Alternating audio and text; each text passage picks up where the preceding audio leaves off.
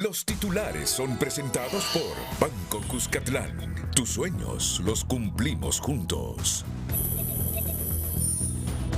Academia y empresarios consideran oportuno llamado del Fondo Monetario Internacional al gobierno para mejorar clima empresarial y apuntar al crecimiento económico y desarrollo del país. Presidenta Castro se desplaza a ciudad fronteriza de McAllen, Texas, a visitar albergues de migrantes y abordar cooperación bilateral con Estados Unidos. Senador demócrata Bob Menéndez junto a su esposa es investigado por corrupción y renuncia temporalmente a presidencia en el Comité de Relaciones del Senado en Estados Unidos. Cada 43 minutos se registra una denuncia de violación a los derechos humanos en Honduras, denuncia el CONADE. Comunidad de Alianza en Valle denuncia mala calidad de bordos construidos por el gobierno que se vinieron abajo como castillos de naipe ante el primer aguacero, pero el FIS desvía mirada hacia El Salvador. Impacto de dengue en Comayagua recuerda las épocas de la pandemia del COVID, al lucir atestados de pacientes los centros asistenciales de salud sin medicinas y con la muerte rondando a los menores. Fuerzas políticas de oposición representadas en el Congreso rechazan el llamado de contacto directo 1 a 1 anunciado por Luis Redondo para ablandarlos en elección de fiscal general y adjunto. Los titulares fueron presentados por Banco Cuscatlán. Tus sueños los cumplimos juntos. Este es su noticiero TN5 Estelar con Renato Álvarez. Buenas noches, Honduras. Bienvenidos a la emisión de este viernes 22 de septiembre. La noticia del día es presentada por Claro. Únete a la red más rápida de Honduras con internet residencial de 100 megas por solo $55. Como un llamado oportuno, estima la academia y sectores privados el llamado del FMI al gobierno de mejorar el clima empresarial para enfilar al país en la ruta del desarrollo y el crecimiento. De acuerdo a los consultados, es tiempo de bajar la crispación entre empresarios y gobierno, porque de seguir así nadie gana y los impactos los paga la población y la falta de empleos.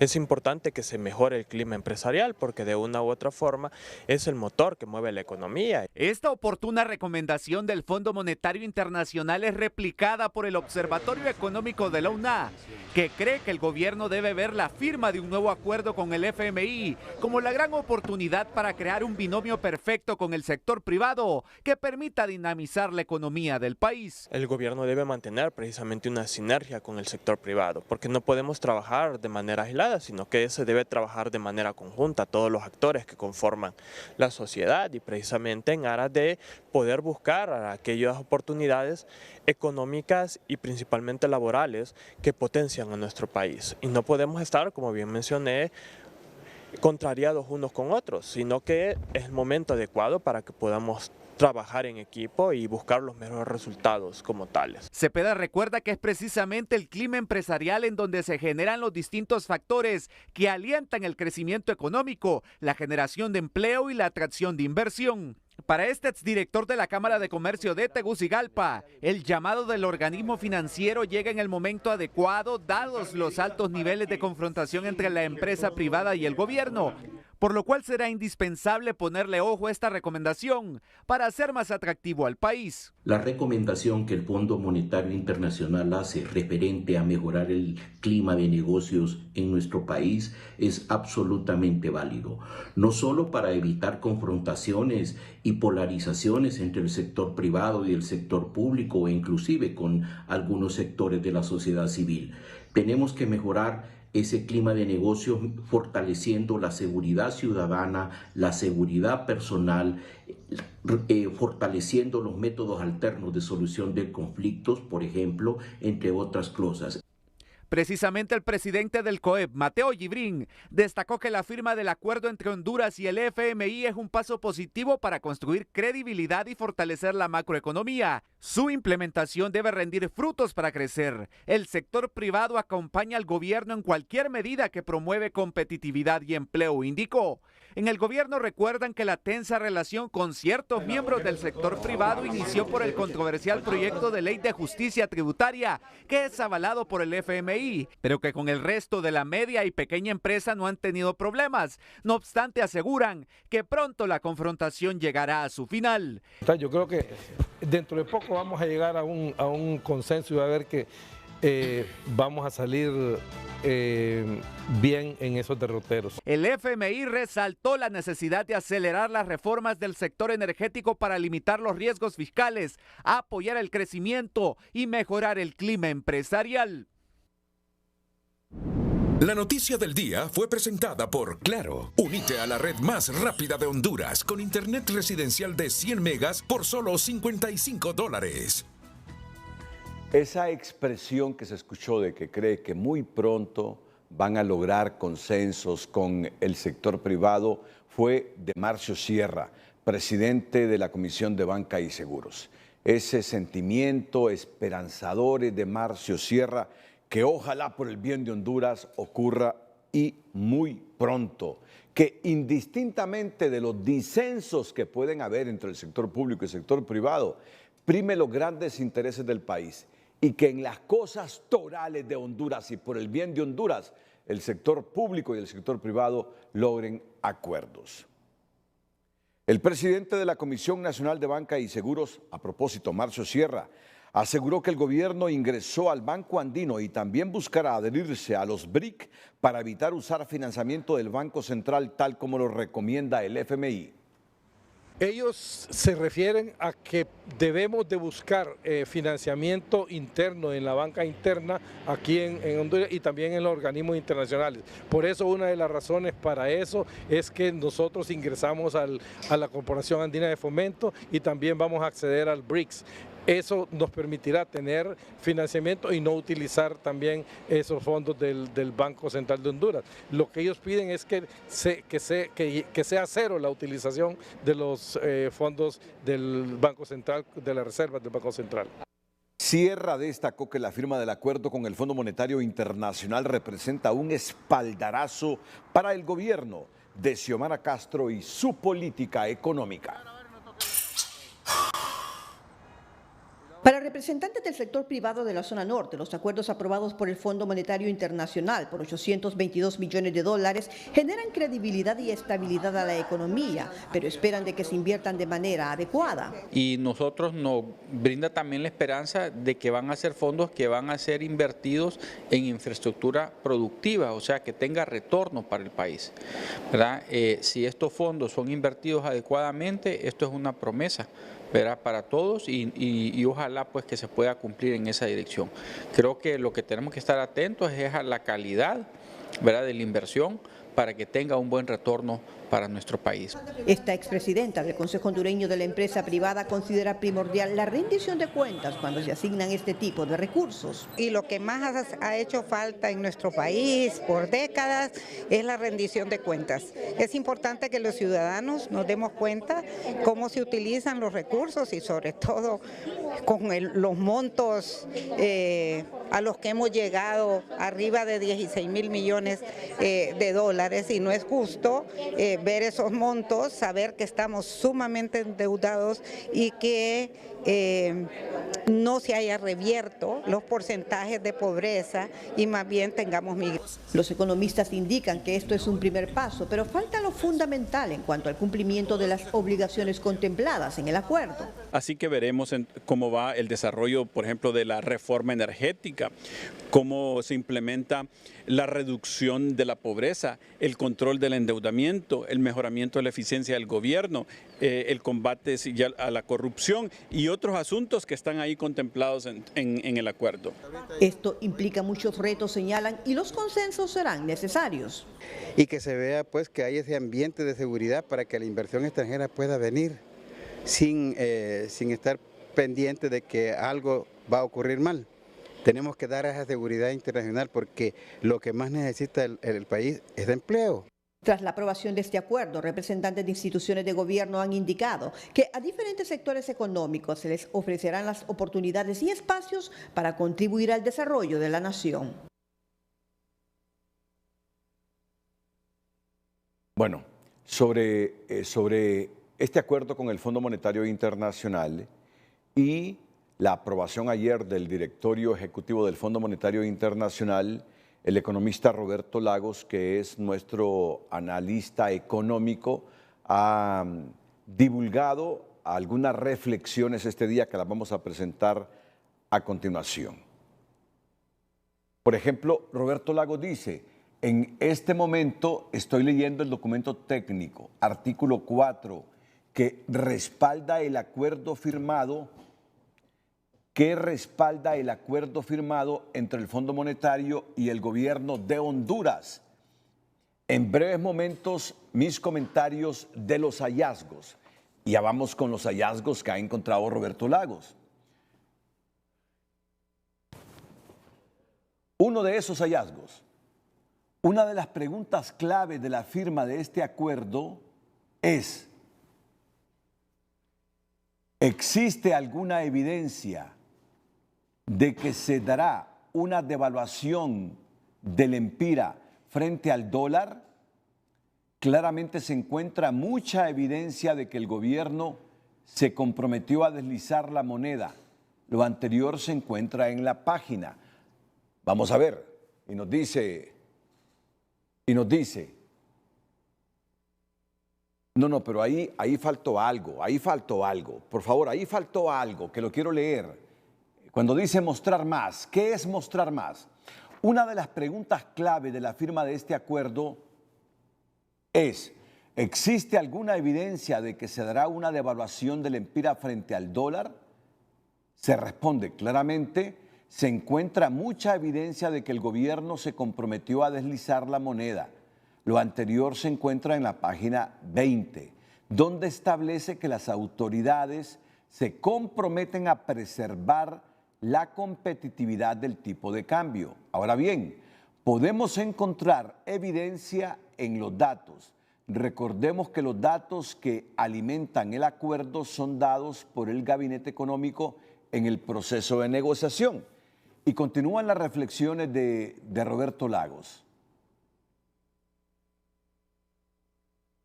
La ventaja que tenemos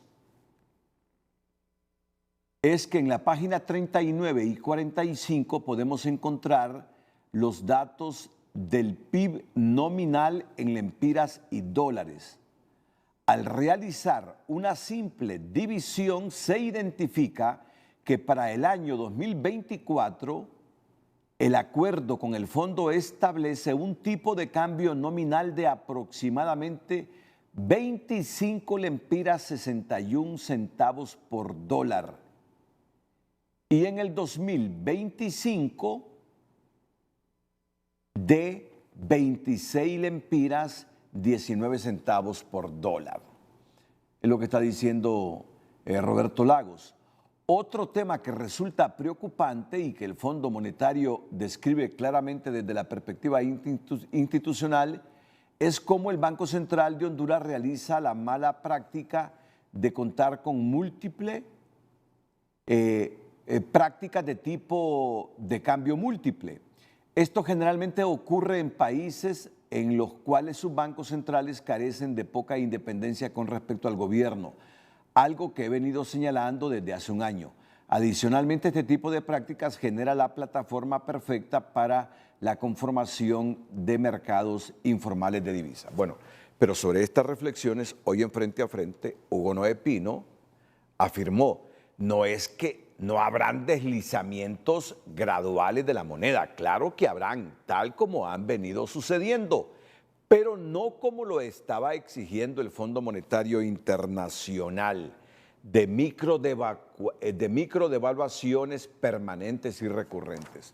Esas fueron las expresiones del doctor Hugo Noé Pino, que no es que no se seguirá devaluando la moneda, pero se seguirá devaluando, según el gobierno, al ritmo que ha ocurrido en los últimos años.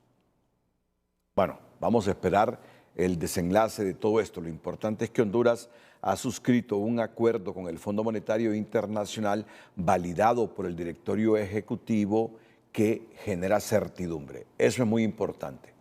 Genera certidumbre y certidumbre para empresarios locales y para extranjeros, para que inviertan en el país.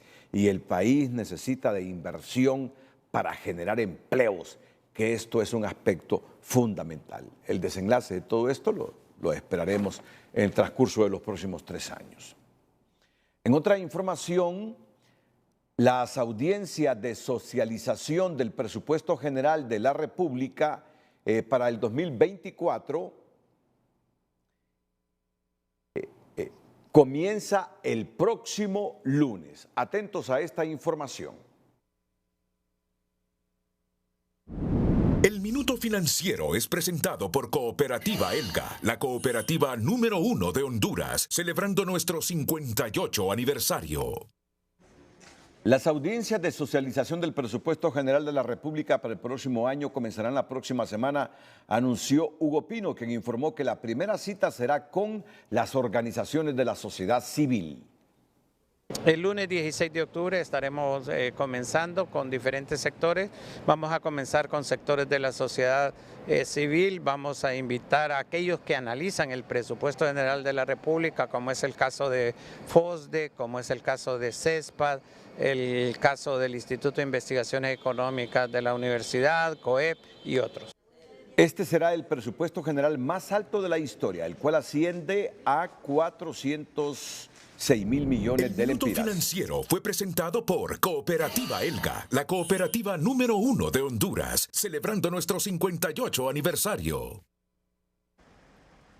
La Secretaría de Energía oficializó los precios de los combustibles que estarán vigentes a partir del próximo lunes 25 de septiembre. La gasolina superior bajará 49 centavos y quedará en 120.29.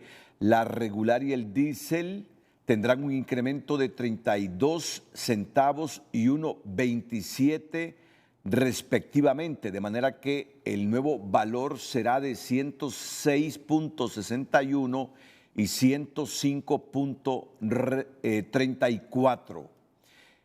El querosén aumentará 42 centavos y su nuevo precio será de 96.38. Por su parte, el gas LPG vehicular que registrará un alza de 58 centavos y el nuevo precio será de 44.23.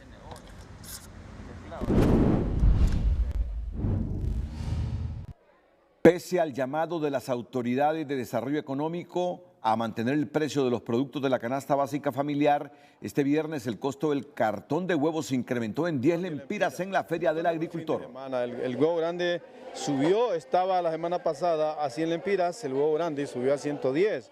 Y tenemos el mediano que estaba a 95, subió a 105. Volviendo a lo que subió, la cebolla María subió de 23 a 28, y la cebolla roja seca de 25 a 30, subió la lechuga de 18 a 20, el repollo de 35 a 40, el tomate pera subió de 16 a 18. El precio de la medida de frijol se mantiene en 85 lempiras, la libra de pollo en 25, la libra de carne de res en 72 y la carne de cerdo en 60. El costo de los lácteos también está estable, se informó.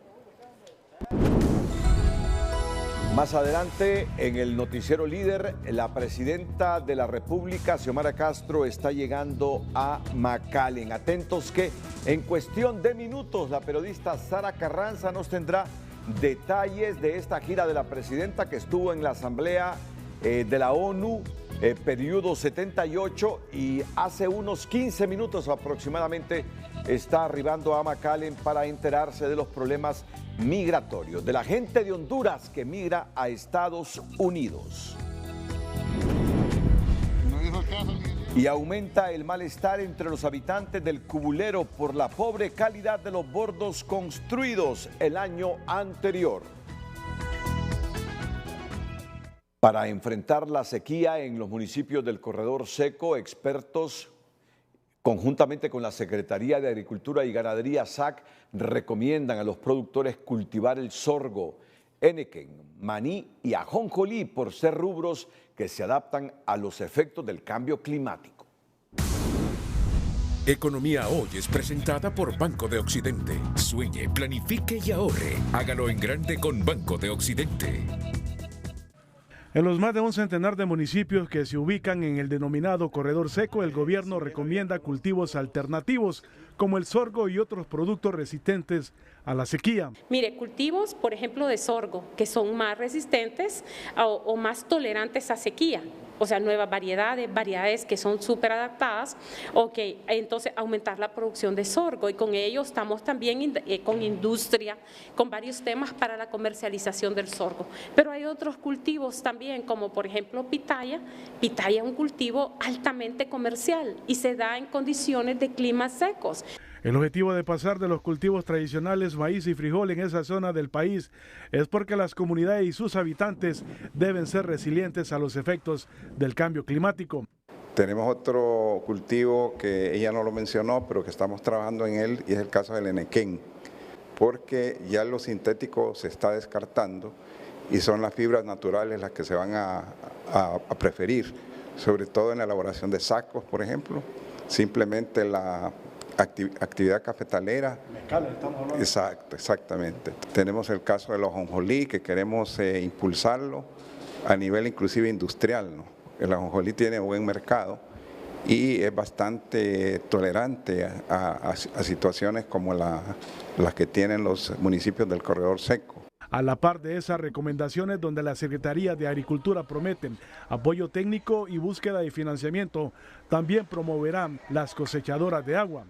Es la construcción de reservorios de agua, ¿verdad? Donde las condiciones naturales lo permitan, ¿verdad? Según las autoridades de Agricultura y Ganadería, la producción de maíz y frijol en la siembra de primera fue buena pese a los pronósticos de sequía, pero es necesario prepararse con nuevos cultivos, recomiendan las autoridades de la Secretaría de Agricultura y Ganadería. Economía Hoy fue presentada por Banco de Occidente. Goce del respaldo, la confianza y la seguridad financiera que necesita.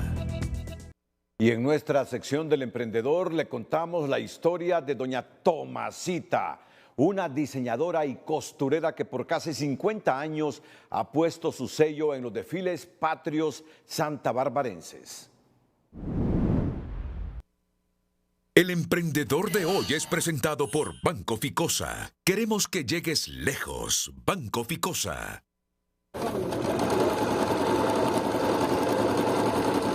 Los lindos vestidos que desfilan por las calles de Santa Bárbara en el mes de septiembre en conmemoración al aniversario de la patria son confeccionados por manos artesanas pateplumas que trabajan por muchas horas para poder darle belleza. Sí, yo empecé desde cuando estaba en la escuela.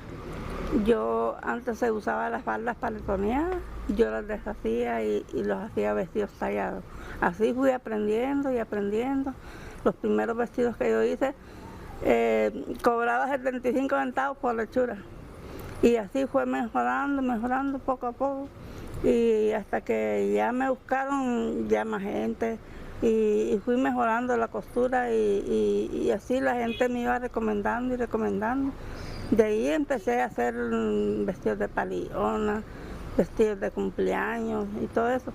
Y ahora tengo años de estar haciendo vestidos de paliona. Doña Tomasa asegura que esta es una herencia de más de 54 años y que por todas estas décadas ha podido darle y engalanar a la mujer patepluma con esfuerzo propio. Bueno, tengo ya 54 años de estar trabajando y mi número es 9937-7852 por... Los meses previos a septiembre, aquí en la casa de doña Tomasa, durante 54 años, las máquinas suenan con costura de día y de tarde-noche, porque hay que vestir a esas bellas pateplumas que en las fiestas patrias engalanan nuestras calles. Desde Santa Bárbara, Edward Fernández, Telenoticias. El emprendedor de hoy fue presentado por Banco Ficosa. Queremos que llegues lejos. Banco Ficosa.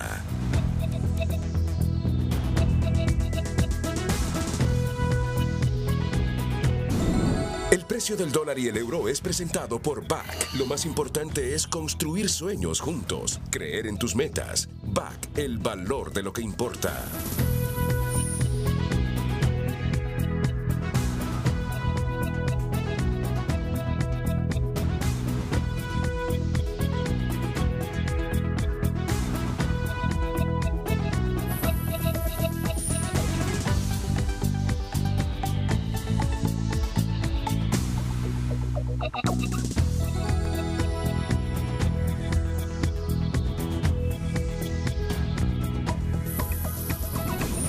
El precio del dólar y el euro fue presentado por PAC. Lo más valioso para nosotros es apoyarte a ti y a más de 350,000 pymes en Centroamérica. Luego de haber participado en el periodo de sesiones de la Asamblea General de la Organización de las Naciones Unidas, la presidenta Castro se ha trasladado este día a McAllen, Texas, para verificar in situ la situación de los miles de migrantes hondureños que están emprendiendo ese viaje hacia los Estados Unidos.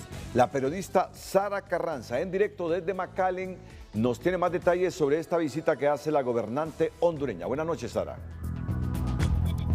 Buenas noches, licenciado Renato, y a todos nuestros televidentes. Así es, nos encontramos en McAllen, Texas, donde la presidenta Xiomara Castro hace solo unos minutos arribó al aeropuerto, y aquí la recibieron por parte del gobierno de Estados Unidos, Omar Quintanilla, que representa la alcaldía de McAllen, Rachel Fontier, secretaria adjunta del Estado, y Laura Dogu, embajadora de Estados Unidos en Honduras, y por parte de Honduras, el vicecanciller Tony García, el embajador de Honduras en McAllen, Leonardo Navas, y el embajador de Honduras en Washington, Javier Bu. La embajadora Laura Dogu nos dio una breve entrevista previo a la llegada de la presidenta Castro y destacó el interés de la mandataria en visitar los centros de detención y los albergues donde están más de 3,000 menores hondureños retenidos. Escuchemos lo que dijo la embajadora Dogu. Vamos a visitar los centros de procesamiento para los migrantes que han llegado mañana y ver los niños no acompañados también, porque la presidenta está bien enfocado en la seguridad de sus ciudadanos y quiere estar seguro que todo está bien aquí. Vamos a compartir nuestros procesos y nuestros centros con ella. ¿Puede regalarnos un mensaje de esperanza para el pueblo hondureño que está pendiente de esta visita de la presidenta de la República acá a McAllen? No, el presidente Castro está bien enfocado en proveer los servicios a sus ciudadanos aquí en esta zona. Ella ha pedido permiso a venir aquí a visitar con los ciudadanos que están cruzando. Estamos muy felices. Vamos a tener mañana el secretario de Seguridad Interna, el secretario Mayorkas, aquí con ella. Vamos a compartir todo de lo que estamos haciendo aquí. Hola, rectifico, el cónsul en McAllen es Leonardo Navas, es cónsul, no el embajador, ¿verdad? Y el canciller también, el canciller Eduardo Enrique Reina, lo entrevistamos y destacó también que la presidenta Xiomara Castro mañana tendrá una reunión con Alejandro Mayorkas, y él es el secretario de Seguridad Nacional de los Estados Unidos, y harán una declaración conjunta para agilizar la reunificación de estos 3,334 menores de edad que están en los albergues aquí en McAllen, Texas. Muy importante históricamente la visita de una presidenta a la zona de la frontera, prácticamente históricamente no se ha hecho.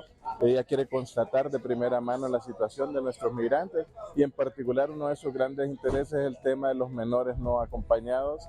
Hay cerca de 3,000 menores no acompañados que regularmente fluctúan entre 2,000 o 3,000, que se encuentran a veces en albergues. Entonces el tema principal de la solicitud de su visita. Al inicio, pues como le digo, visitará un centro de procesamiento, posterior tendrá una reunión bilateral con el secretario Mayorkas, el secretario de Seguridad Interna de los Estados Unidos, en cargo de los temas de migración y seguridad, y después posteriormente visitará un albergue de menores no acompañados, y creo que se darán pues anuncios importantes de esta reunión que tenga con el secretario Mayorkas. También.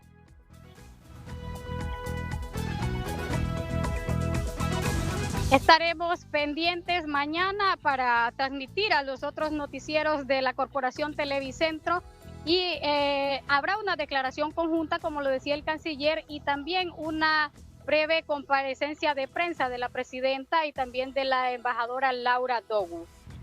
Con esto yo retorno con usted a estudios principales de noticieros de TN5.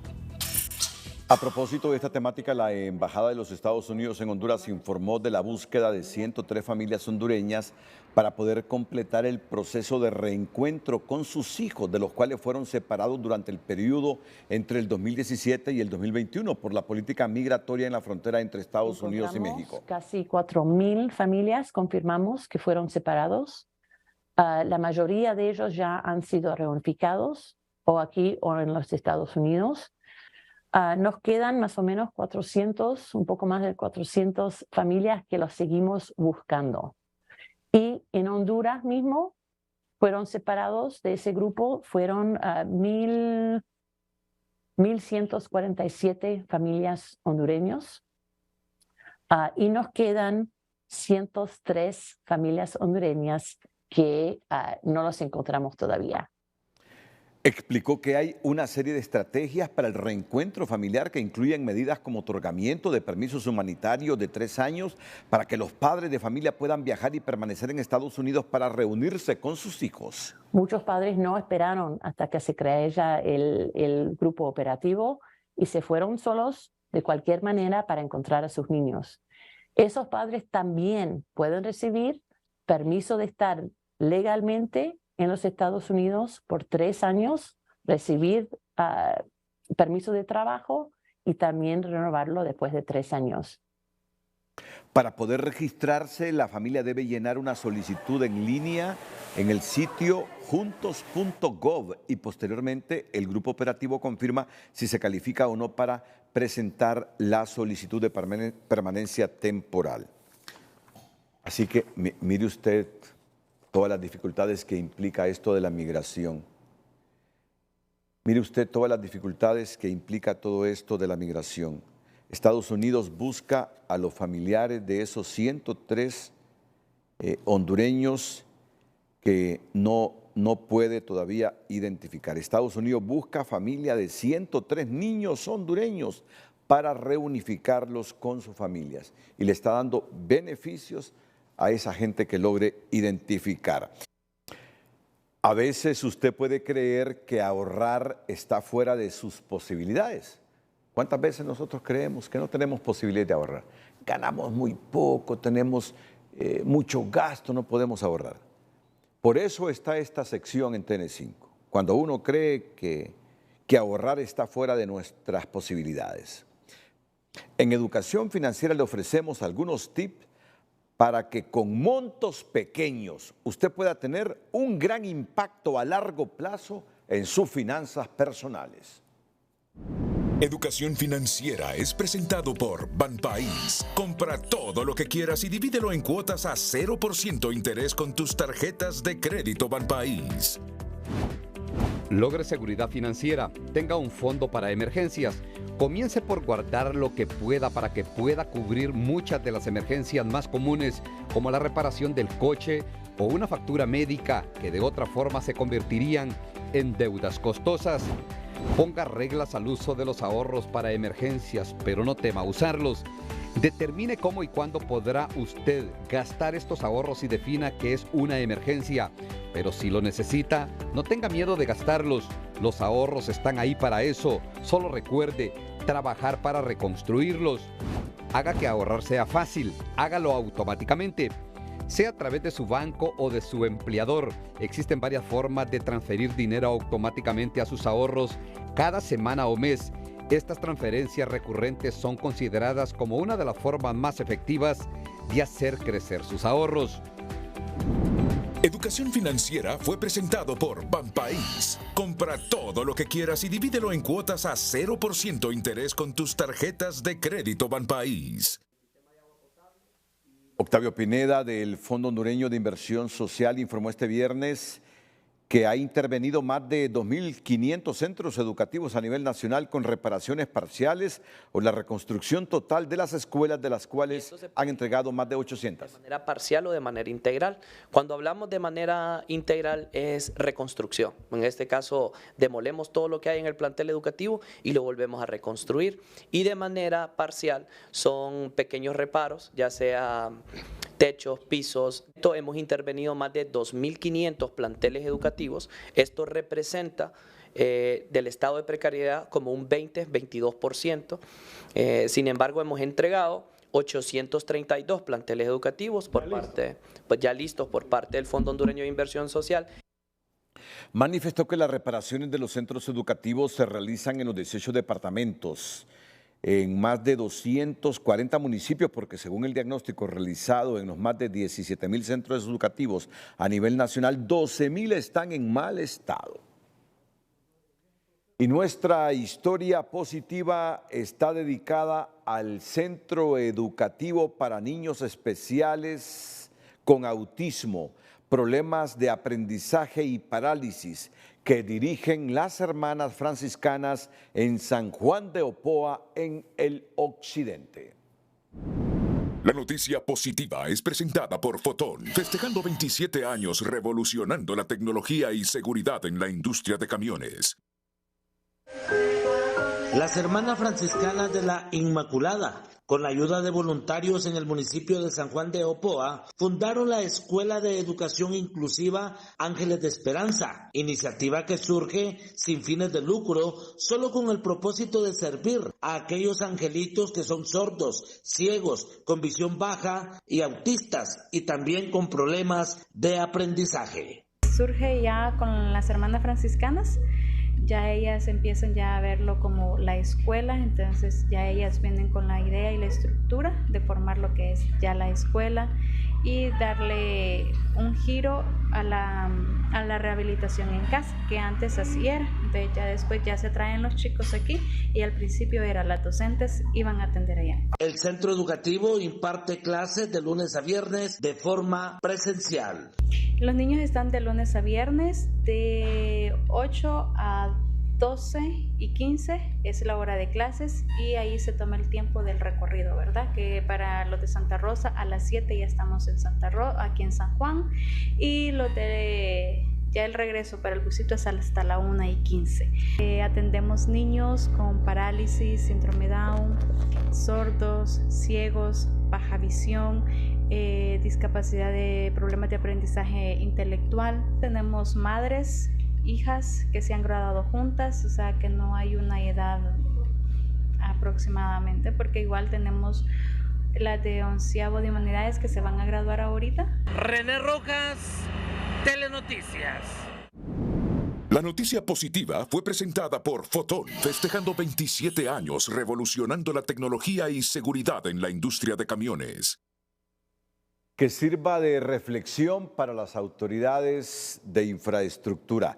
En el primer aguacero que cayó en la comunidad del Cubulero en Alianza Valle, los bordos construidos por el gobierno de la presidenta Castro se dieron como un castillo de naipes. Los recursos financieros invertidos se perdieron. No saben ahí las autoridades el monto porque el gobierno guarda silencio. Y en el FIS afirman que el problema se origina en El Salvador, mientras los habitantes de Alianza insisten en que esas obras fueron construidas con materiales de mala calidad.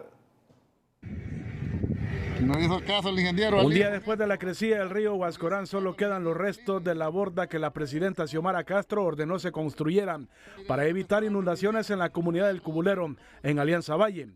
Los bordos de piedra y tierra no soportaron la primera embestida del río y la costosa inversión se perdió entre las aguas del río Huascorán. La calidad de las obras, Mario, fue que en la primer tormenta se rompieron.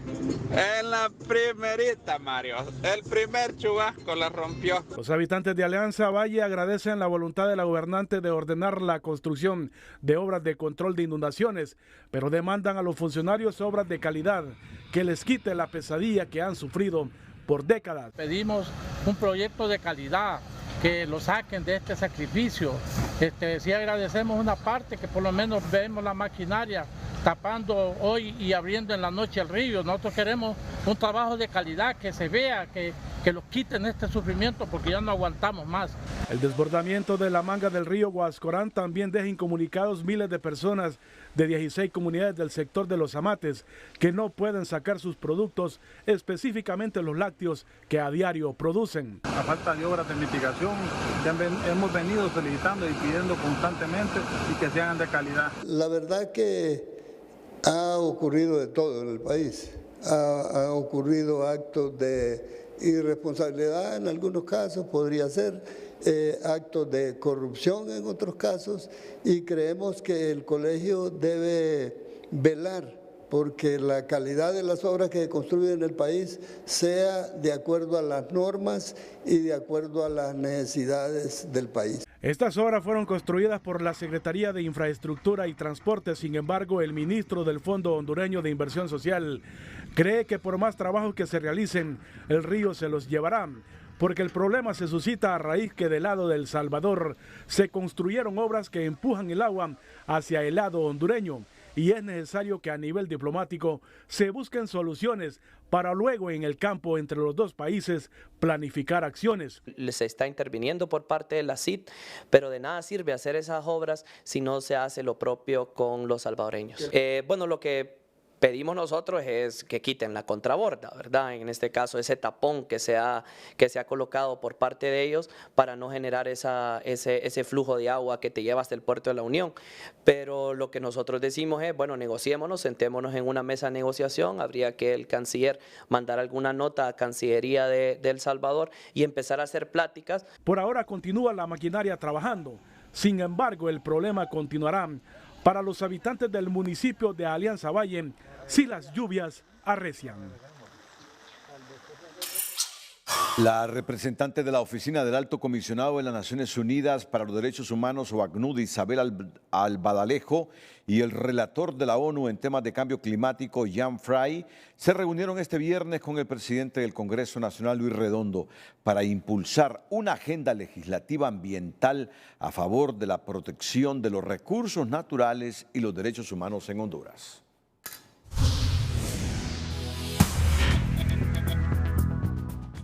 Hola, ¿qué tal? Inicio con esta impactante imagen que nos muestra la NASA justamente el ángulo del Sol respecto al globo terráqueo, porque este sábado está iniciando el otoño en el hemisferio norte, mientras en el hemisferio sur están abandonando el invierno. ¿Y de qué forma? Fíjese usted que 4 países, Paraguay, Bolivia, Argentina, están pues reportando extremas temperaturas de 40 grados. Y si esto es invierno, entonces ¿cómo será el verano para ellos?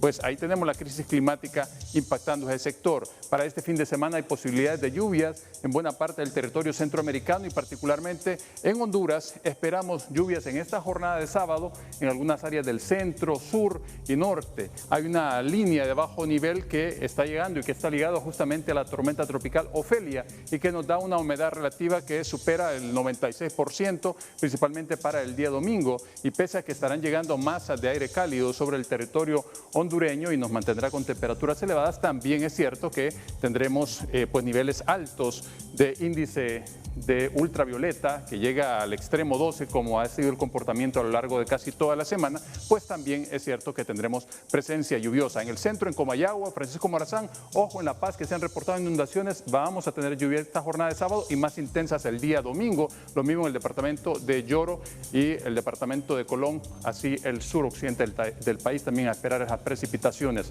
Hay una onda tropical muy intensa que ya tiene un 70% de posibilidades de desarrollo ciclónico, y ahí vemos a Ofelia y esa línea inestable que estira hasta el Caribe y Centroamérica. Cuídense mucho este fin de semana, siempre les queremos como televidentes, sino como noticia. Que la pasen bien.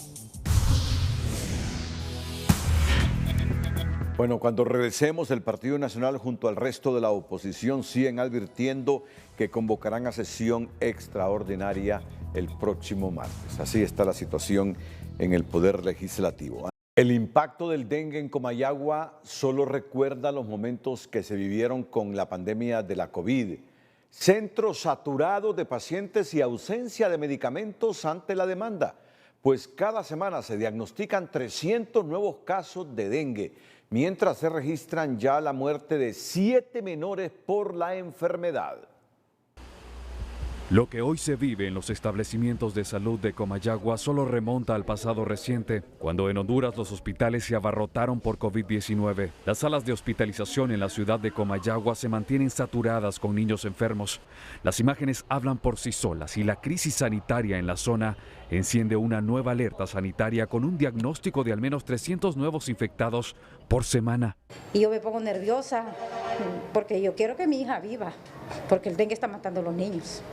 Se preocupa porque mire que la niña se pone hasta tapayulita, se pone, y solo se le quita la fiebre y vuelve otra vuelta. El panorama es desalentador según valoran los médicos de la región.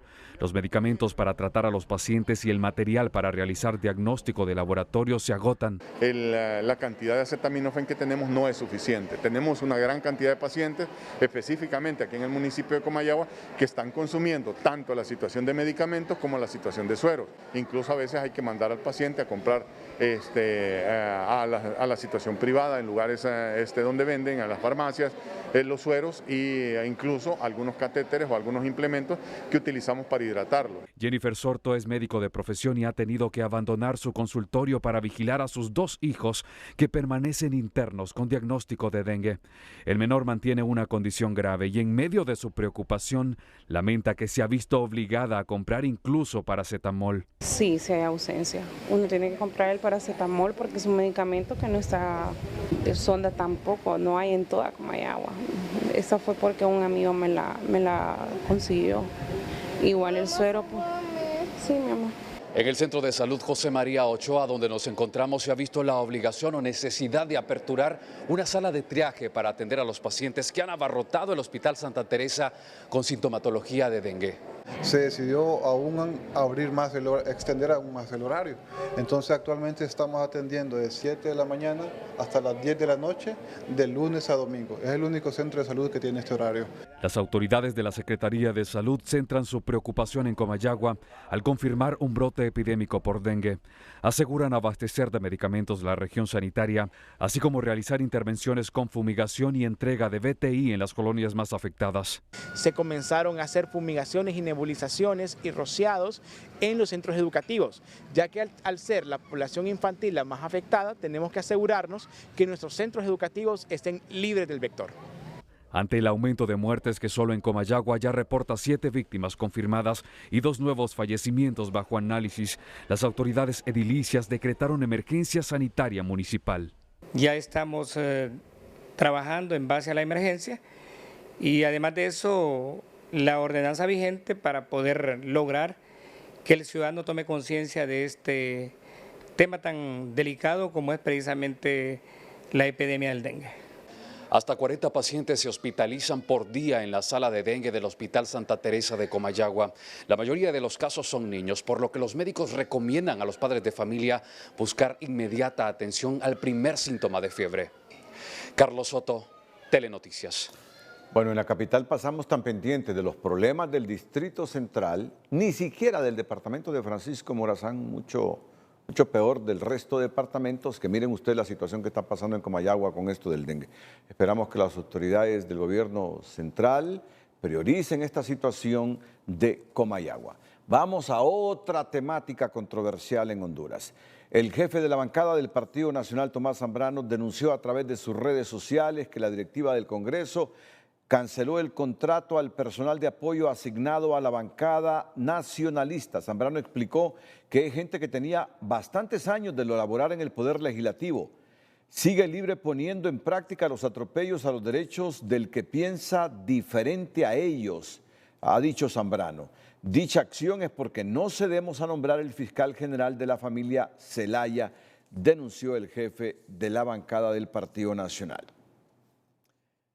Por su parte, Marlon Lara, del Partido Liberal, aseguró que él fue el primer congresista en recomendar que se realizara una convocatoria extraordinaria por parte de la oposición ante la parálisis legislativa. Hace 3 semanas que dije que había que invocar el artículo 190 de la Constitución, que dice que 65 diputados pueden convocar a una sesión extraordinaria. Yo lo dije hace 3 semanas, el Partido Nacional lo dijo hasta ahora. Entonces yo fui el primero que comencé, porque sí me da mucha pena saber que estamos devengando un salario, que estamos viniendo a Tegucigalpa y que esa junta directiva ilegal no está convocando a las sesiones ordinarias para continuar debatiendo leyes necesarias para el pueblo hondureño. Explicó que podrían evaluar la convocatoria a sesión extraordinaria que está realizando la bancada del Partido Nacional. Justamente de eso informamos. Tomás Zambrano aseguró que la oposición política está en la obligación de convocar a sesión extraordinaria el próximo martes para reanudar de una vez la actividad parlamentaria. El Congreso Nacional no puede continuar con esta parálisis legislativa. Casi un mes sin llevar a cabo las sesiones en el Pleno del Congreso por los caprichos del partido de gobierno. Llegó el momento que la oposición política, que somos mayoría y representamos a la mayoría del pueblo hondureño, utilicemos y hagamos efectivo el artículo 190 de la Constitución de la República. Igualmente el artículo 58 de la Ley Orgánica del Congreso, que establece que la mitad más uno de los diputados del Congreso Nacional, en este caso 65 diputados, pueden convocar a una sesión extraordinaria con temas específicos. Y aquí están los 43 votos del Partido Nacional listos para esa convocatoria. Zambrano espera que tanto el Partido Salvador de Honduras como el Partido Liberal se unan a este llamado de su bancada. Pero ya escuchaban a Marlon Lara que él fue el primero que sugirió esto. Luis Redondo asegura que es ilegal la convocatoria a sesión extraordinaria que realiza la bancada del Partido Nacional para el próximo martes. Le recomienda que lean la Constitución. Que lean la Constitución. Si están acostumbrados a violentar la Constitución, esta vez no va a hacer eso. Que lean la Constitución. Sin embargo, Redondo cae en una contradicción al ser consultado sobre este tema, pero en referencia cuando él junto a otros diputados, siendo oposición, convocaron a una sesión extraordinaria vía Zoom en el 2020 para evitar que entrara en vigencia el Código Penal. Hablando siempre de la autoconvocatoria, usted tiempo pasado hizo una vía Zoom. ¿Esto no se podría dar ante esta situación que están convocando? De hecho, esa que hicimos nosotros vía Zoom fue dentro del marco de la Constitución y, por cierto, el Congreso Nacional que dirigía el Partido Nacional nos denunció a nosotros en el Ministerio Público a los 5 convocantes, que fue Doris Gutiérrez, David Reyes, Tomás Ramírez de aquí de La Ceiba, Jorge Cáliz y a su servidor. Nos denunciaron al Ministerio Público por habernos autoconvocado, así que yo espero ver si ellos van a querer hacer lo mismo de autoconvocarse. Quiero ver la autoconvocatoria y las violaciones que se van a hacer a la Constitución de la República, a ver si se quieren arriesgar ellos a recibir lo mismo que hicieron en el pasado. Bueno, dice Redondo que aquella convocatoria, que esta convocatoria que se hace no es conforme a la Constitución, pero que la que él hizo hace algunos años sí era conforme a la Constitución.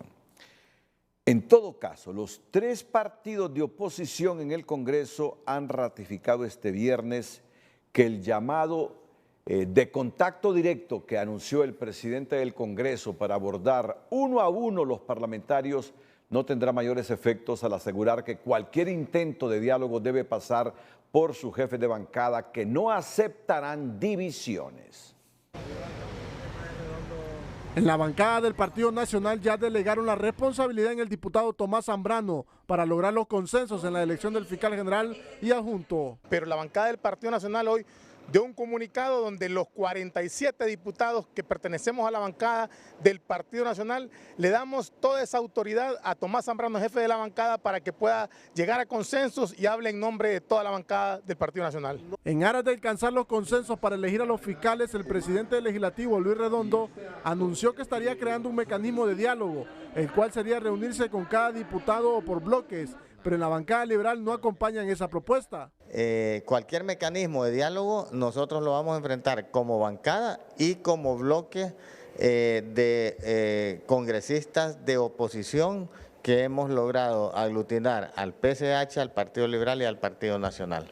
Al igual en la bancada del Partido Salvador de Honduras cierran sus filas y dicen que cualquier negociación tiene que ser bajo la vocería oficial de la bancada. Vamos a esperar cuáles son los mecanismos que él crea. Lo importante es que estén apegados a la ley y también que sean con los canales oficiales de cada bancada. En nuestro caso, la persona designada es el abogado Yossi Toscano, jefe de nuestra bancada. Él es el mediador entre la bancada, las demás fuerzas políticas y el presidente del Congreso Nacional. Este diputado de la bancada oficialista saluda la propuesta de Redondo al indicar que es acertada, ya que se tiene que elegir a las autoridades del Ministerio Público. Porque hay que encontrar una salida salomónica a este problema. No es posible que el tradicionalismo político siga empeñado en boicotear el desarrollo de la agenda legislativa y tampoco es posible hacer como que si nada ha pasado, como que la elección de un nuevo fiscal no es tan importante y que los que hoy por hoy controlan el Ministerio Público sigan sentenciando a que los que han saqueado las arcas del Estado sigan viviendo con total impunidad. Los diputados de oposición coincidieron que están firmes con su posición y al titular del Congreso no le queda más que otra que continuar buscando los consensos a través de las jefaturas de bancada. La crisis que desde hace más de 20 días mantiene paralizadas las actividades del legislativo tiene una explicación para su vicepresidente, quien asegura que reanudar las sesiones para discutir otros temas sería prestarse en parte a la estrategia del Partido Nacional, que busca demorar la elección del fiscal para seguir en la impunidad. Esa puede ser la estrategia política, obstaculizar en el tiempo la elección del fiscal general de tal manera de que continúen las autoridades y puedan mantenerse los niveles de impunidad en Honduras. Este analista no descarta que desde el principal partido de oposición se esté fraguando ese movimiento, pero de ser así, también el oficialismo anda tras el mismo objetivo de sostener impunidad. De lo contrario, no se explica el por qué tanto afán de imponer un fiscal afín a la refundación, cuando la mayoría de votos no están a su favor. Probablemente se quiere impunidad, pero también podemos decir de que se quiere un fiscal a la medida para sostener impunidades por parte del partido oficialismo. Entonces, en ese sentido, mientras sigamos pensando en que el fiscal representa a un partido político, vamos a estar perdiendo el tiempo y no vamos a tener acceso a la justicia en Honduras. En el Partido Nacional rechazan cualquier tipo de acusación y piden reanudar las sesiones, dado que al estar congeladas las conversaciones entre las fuerzas políticas, no se puede dejar de legislar y aprobar leyes, cuando el pueblo clama que justifiquen los salarios que le fueron acreditados puntualmente el pasado 15 de septiembre, hasta con bono del Día del Niño incluido para ciertos congresistas. Hay algunos que estamos participando en las comisiones, pero no se están aprobando leyes. Una cosa es escuchar a los sectores en comisiones y después plasmarlas en el pleno de la Cámara Legislativa, pero no lo estamos haciendo, llevamos un mes. Y nos acreditaron el 15 y el salario completo, hasta con las esas cosas, que los gastos yo no sé cómo lo llaman, pero el hecho es que nos dan el salario y es una lástima. Ahorita para el Día del Niño ahí le dieron a una gente más pisto.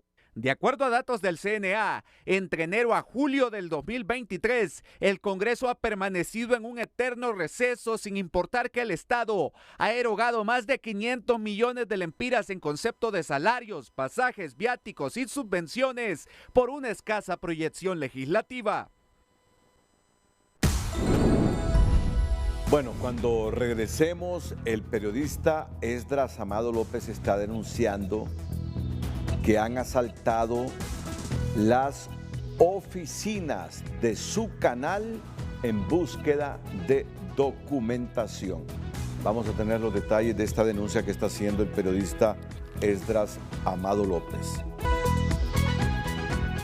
El periodista Esdras Amado López denunció que desconocidos ingresaron a las instalaciones de su canal de televisión en la capital con el objetivo de robar importante documentación que sustenta sus denuncias periodísticas.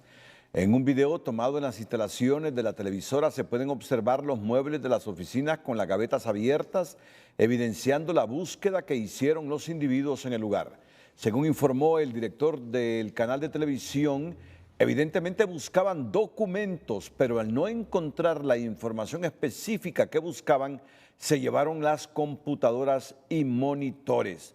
Así lo denunció Esdras Amado López. El asalto a las oficinas de su canal, de su empresa televisora.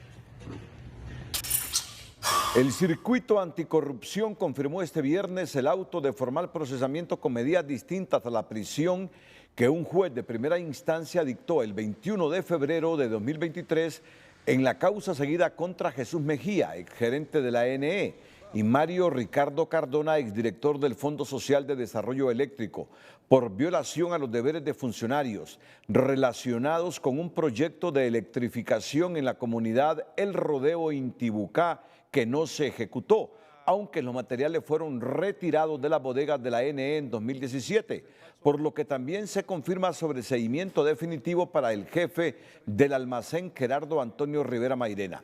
El perjuicio económico para el Estado fue de 722.083 lempiras. Se señala audiencia de proposición de pruebas para el 20 y 21 de noviembre del presente año, previo al juicio de esta causa. El delito de la extorsión se ha desplazado con fuerza al sector magisterial. Escúchese bien la información.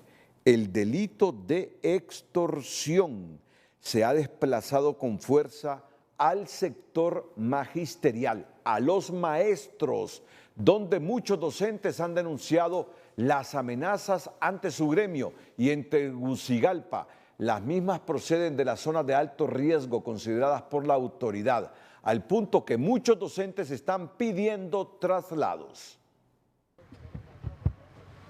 Equipos de investigación criminal construyen hipótesis sobre el crimen del profesor Óscar Orlando López, sepultado este viernes en el cementerio Jardines de Paz Vida Eterna, zona de Huasculile, Distrito Central. La dinámica del crimen en nuestro país es compleja. Nosotros con nuestras direcciones policiales especializadas estamos trabajando fuertemente en este caso y en otros que desgraciadamente se están dando. No se descartan amenazas y cobros de extorsión, se analizan evidencias levantadas en la escena del crimen y testimonios, en tanto se espera el resultado de autopsia. El magisterio confirma que recibe constantes denuncias de sus agremiados por amenazas. Hoy hay un compañero también, dueño de una institución privada, que también estamos condenándolo. Allá en el interior también está ocurriendo en San Pedro Sula, está ocurriendo en La Ceiba, en todos lugares.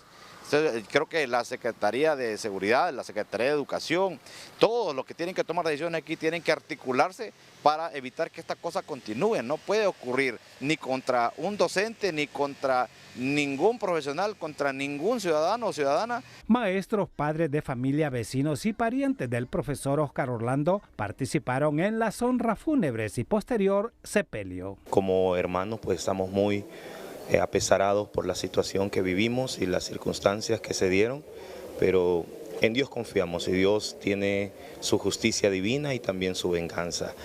Nos ha dejado un gran dolor, no solo como centro educativo, sino como comunidad. Una persona que era muy reconocido y muy querido por los padres de familia, las personas, los habitantes, porque él les ha crecido a sus hijos desde pequeños. El maestro Óscar Orlando López era director y propietario de la escuela Mi Pequeño Principiante de la colonia José Ángel Ulloa, en Comayagüela. Y mire usted qué interesante nota. Como parte de sus estrategias de proyección social y rehabilitación en las cárceles, este viernes representantes de los 25 centros penales exhibieron productos elaborados por los reclusos, elaborados a base de madera, artesanía y otras manualidades.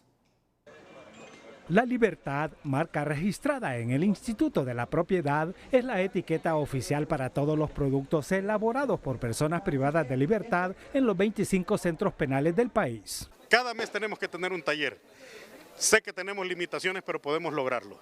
¿Por qué no podemos tener un taller de carpintería? ¿Por qué no podemos tener un taller de mecánica?